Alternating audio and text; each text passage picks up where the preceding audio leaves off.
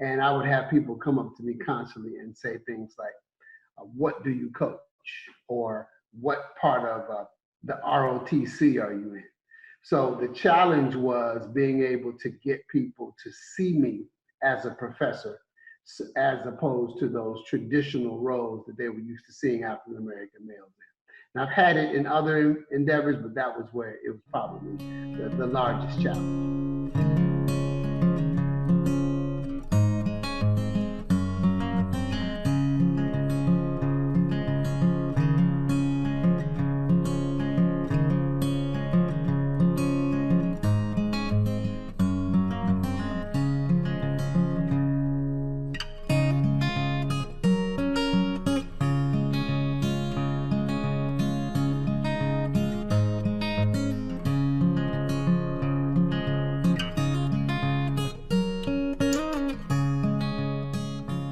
Hello, everyone, and welcome to our presentation.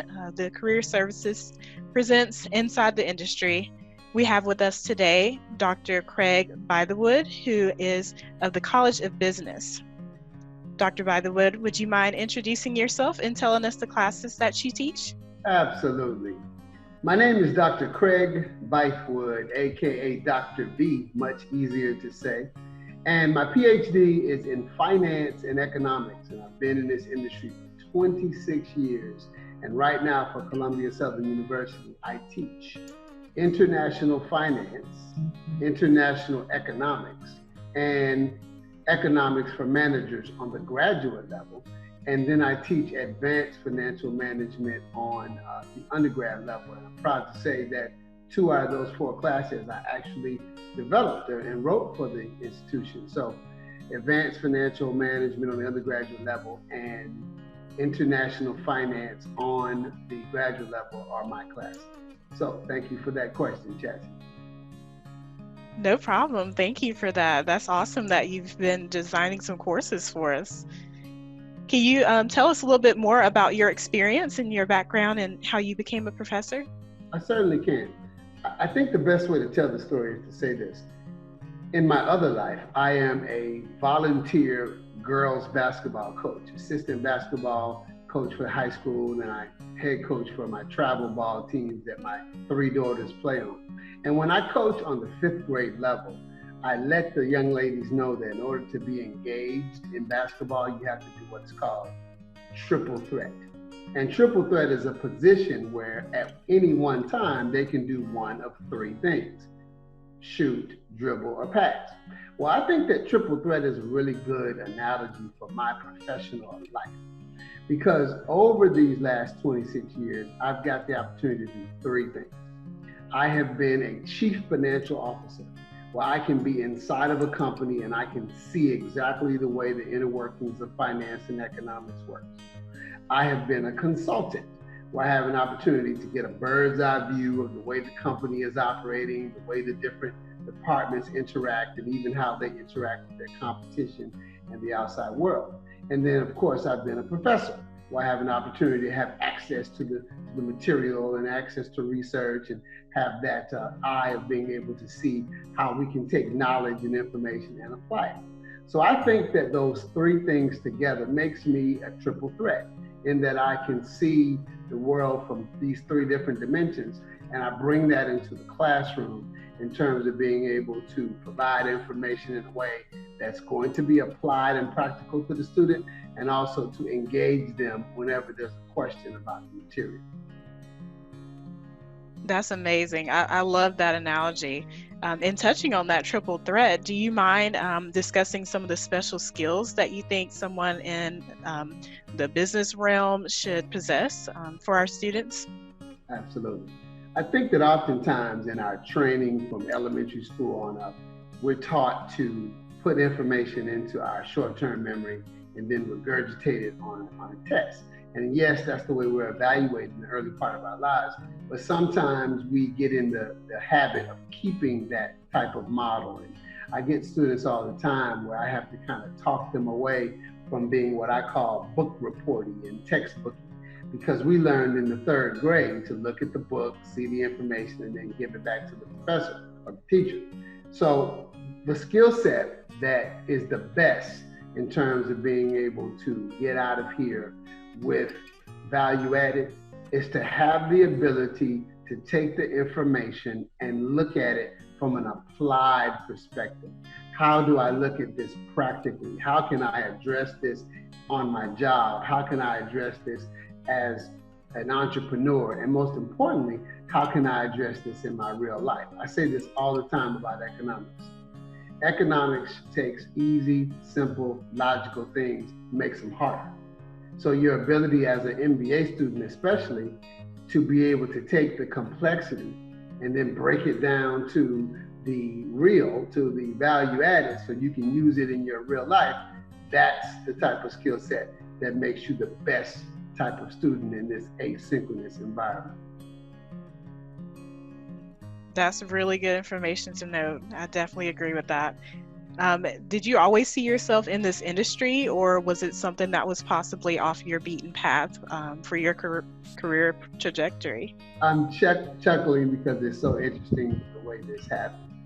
So I went to undergrad at Howard University in Washington, D.C., and it was my objective to be an actor. And I have a very strong-minded single mom that raised me, and she was very aggressive about wanting me to have something to fall back on. So I decided to major in business rather than major in theater. And so when I did that, I simply picked finance because it was the one that was the most attractive to me, but I never thought about doing finance for my entire life. Well, then when I was a senior, I had to do a research project. And when doing the research, I found a very interesting statistic. And it said that 1 in 40,000 African-American men get PhDs. That number was so staggering to me that I felt that if I got a PhD, then it would put me in a position where I could be a role model to other youth that anybody can do this. Anybody can get a terminal degree. And I also was a studier of Martin Luther King, and I did a Martin Luther King project that same semester. And he was Dr. Martin Luther King. And I didn't understand at that point what the doctor meant.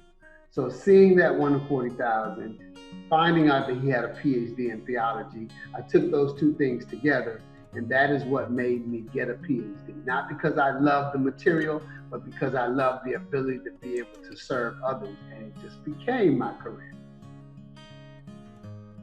That's awesome. And that actually leads to the next question. You mentioned like role models. So did you and do you currently have mentors who you've turned to in your professional career path?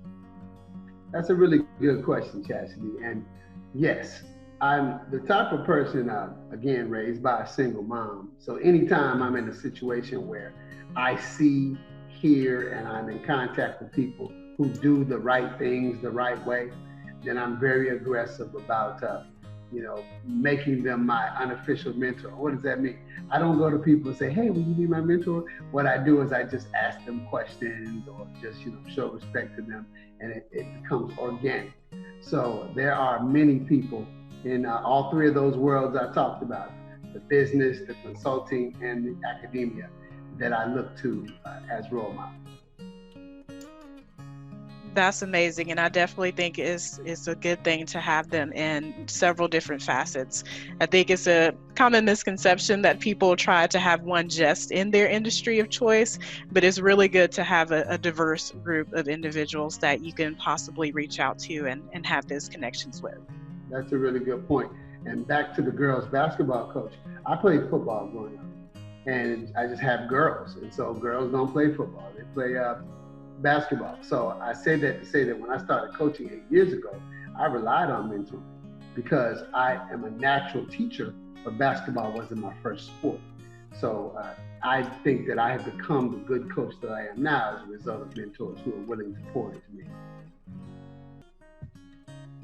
That's awesome. And what would you say is the most, or was the most challenging aspect of your career path?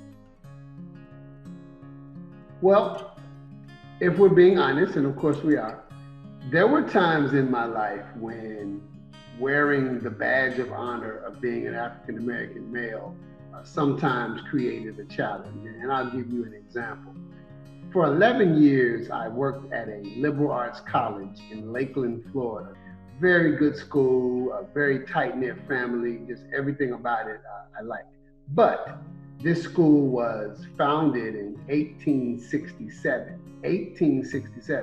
And in the year 2000, I was the first African-American male to be a professor at the college. So what would happen a lot is that individuals had a perception of what an African-American male would do on that campus. And I had to deal with that sometimes. And I think, one of the examples, I wore a suit every single day just because that's my style. And I would have people come up to me constantly and say things like, what do you coach? Or what part of the ROTC are you in? So the challenge was being able to get people to see me as a professor, as opposed to those traditional roles that they were used to seeing African-American males. And I've had it in other endeavors, but that was where it was probably the largest challenge. Definitely, I could see that being challenging. What would you say is a piece of advice that you would give to our students and alumni when it comes to entering your industry or even dealing with some of the challenges that you've dealt with?